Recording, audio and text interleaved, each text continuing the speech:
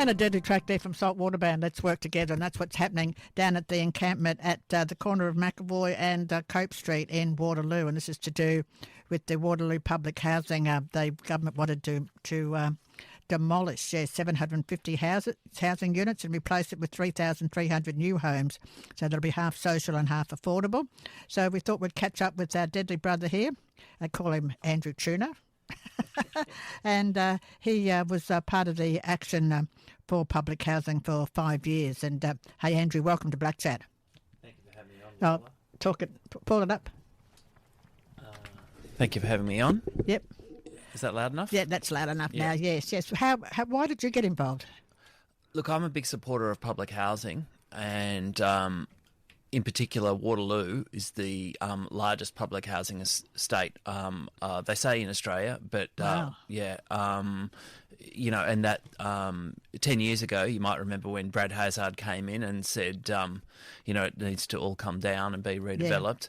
Yeah. That's when I, started to pay attention. And when the current government, the New South Wales State Labor government, sort of broke its promises not to demolish and privatise, that made me even angrier about the issue. And with the demolitions being imminent, yep.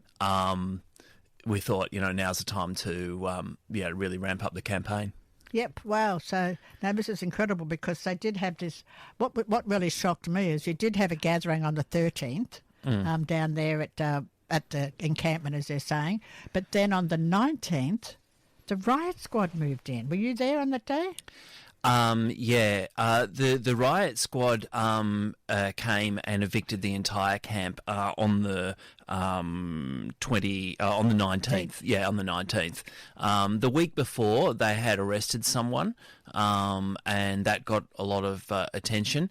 But it was the 19th, 6:30 a.m. In the morning of Friday the 19th, when we were all kicked out by about 60 riot cops. And did they have guns or shields, or how did they come? They had all of the normal usual stuff. Yeah. I didn't see them get out like tasers or pepper spray and stuff like that. But they shoved me and everybody else out. And one person remained and was arrested for trespass, but was later released. And has received no charge. So there would have been a lot of residents that were boomers there, wouldn't there? A lot of older people? Yeah. So we've got good support from the local residents. You've got people leading the campaign who are residents. I don't know if you know Karen Brown. Yeah, she came in. She came in. We've interviewed Karen Brown, which was really good for her to come in with their other sister, as well, Rachel Evans from the Greens. Yep. And Grant Donohue's, Colin Cox, Rebecca McCorkadale. Some of these people you see around the neighbourhood. Yeah. So is the camp still? Did you put the camp back there, or what's happening now? We've put all of the camp stuff into temporary storage. Yeah. And we're looking to restart camp soon. So we're just reassessing the situation, trying to find a good spot to restart. And we've got a couple of events coming up to keep the campaign rolling in the next few weeks.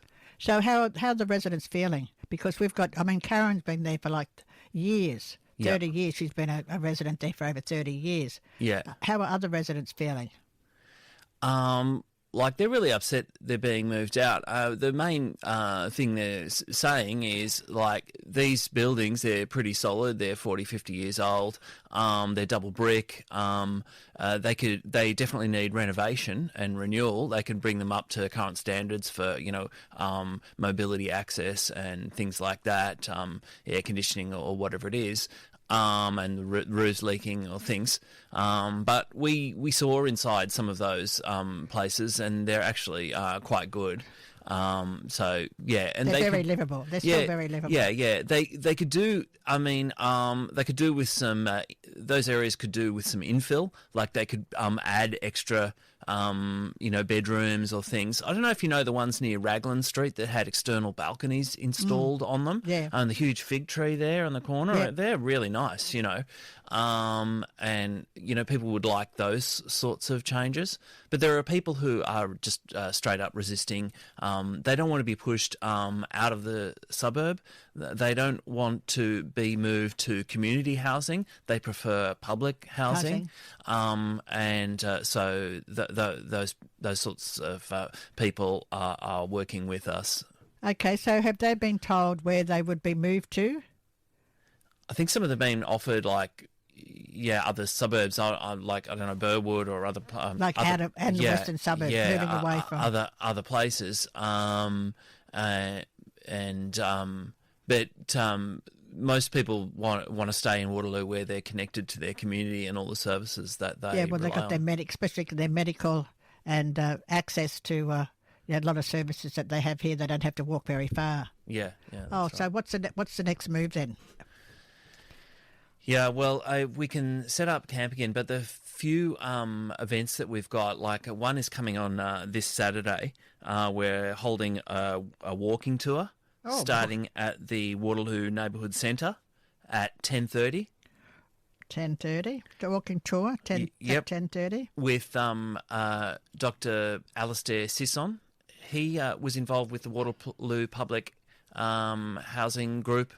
So where's it going to be starting from? It's going to be starting at the Waterloo Neighbourhood Centre on where's that on the corner on Pitt Street. Neighbourhood Centre. Yeah, near the Oz Harvest. Yeah, that's the Oz Harvest. And the free barbecue. Yeah, 95. Yeah, 95. Oh, well, I've got it there somewhere. Yeah. Neighbourhood. Yeah. So that's at 10:30 this Saturday. So where are they going to be walking? We're walking around and explaining the buildings and the history of struggle, that stretches back to the 70s to have good public housing in the area. So will some people be opening up their units to people to check out? Or no, I think we're just walking around, around the buildings, yeah. So it'll just be a walk. There'll be no, because they've pulled the camp down, so you can't supply food or cup of tea. Not at this stage. Yeah. There's the free barbecue there at Saturday, so you should be at the end of it. You might be able to get a sausage and a salad or stuff like that. Whereabouts? At next outside Oz Harvest. Oh, it's called Community Dignity Respect. Yep. And Burchak and Yusuf always put on a free barbecue there. Yep. And you get a sausage and a roll and a salad and a cup of tea or a cup of soup. Yep. And it's always a few people hanging around there. So we will probably finish at around the time that barbecue starts. And also the people involved, besides Alastair Sisson, we'll have local resident tenants like Karen Brown, Grant Donahue, Rebecca McCorkadale, Colin Cox. They'll be talking about their experiences and why they want to stay along the walk, so you can hear directly from the tenants, the residents. No, that want to this stay. sounds good because Oz Harvest is there. They put out supplies every Saturday, Tuesdays to Saturdays at 95 Wellington Street. Yeah. Out there, so that's where you'll be all gathering, and you might be able to get a bit of a feed. Yeah. So that's the first one that's going to be happening this Saturday. Yeah, that's right. Oh, wow. And the following Saturday, we're going to be protesting at the New South Wales Labor State Conference. Oh. That's 4th of July, Saturday at 1 o'clock. 4th of July? Yeah. 1 o'clock. Wow. There'll be various protests there of different types. Where's it going to be held? Where's that? That's at Sydney Town Hall. Oh. Yeah. And it's a particularly poignant sort of spot, Lola, because it was 4 years ago to the day there that a motion was passed at the New South Wales State Conference not to privatise and demolish public housing in New South Wales. Yep. And that was a binding motion that required the New South Wales Labor Party to legislate to not privatise public housing. But they reneged on that promise. And so that's why we're going there to say, Do you have any politicians supporting the group? we've had great support from the Greens. Jenny Leong has been of down course. there. Yep. David Shoebridge has been down there. Maureen Faruqi's been there. They've made statements in support. They're helping a little bit with some of camp supplies and photocopying, things like that. And they made videos down there. So what about businesses? Because with all these people living there, and it can affect businesses around here for them for making money. that's true. Yeah. You haven't really thought about how we could get support from businesses. Yep. Yeah. Because they're complaining, in regards to the cost of living, the price of food. So if they were to get rid of a lot of people, a lot of places would have to close down. Yeah. Because there's not the people here. Yeah. So that's pretty serious. So look, everyone, if you're interested, this Saturday they've got the walk at 10:30 at the Waterloo Neighbourhood Centre, and that's where Oz Harvest is at 95 Wellington Street. And then we've got then the 4th of July, which is Independence for America. Well, that's what they call it. Yeah. Independence there. So that's the New South Wales Labor Conference, which will be held at Sydney Town Hall. So that as at 1 o'clock.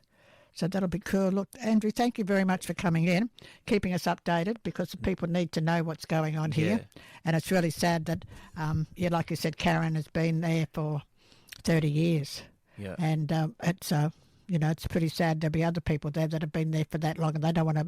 If they move away now, they're boomers. They're too old to be moving somewhere out in the western suburbs, and being able to get access to their medical services. That's another big thing. That is happening, and close by, their groceries and that they used to get. But look, thank you for Lola, coming. could I just make one correction to something that is going out? Is that it's actually 50% of the housing in the new development will be private.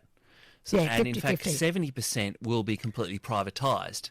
Yep. So actually, that's $1 billion worth of land that is being privatised and the only benefit the public can really be said to be getting is an increase of 200 extra community homes.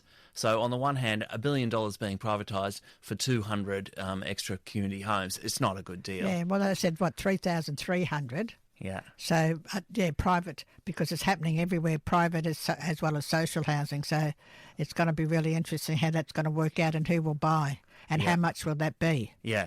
Because we know that places in Redfern that have been selling for $1 million. Yeah, well, half the housing will be completely private, and you're looking at $1.2 million for a two-bedroom unit. Exactly.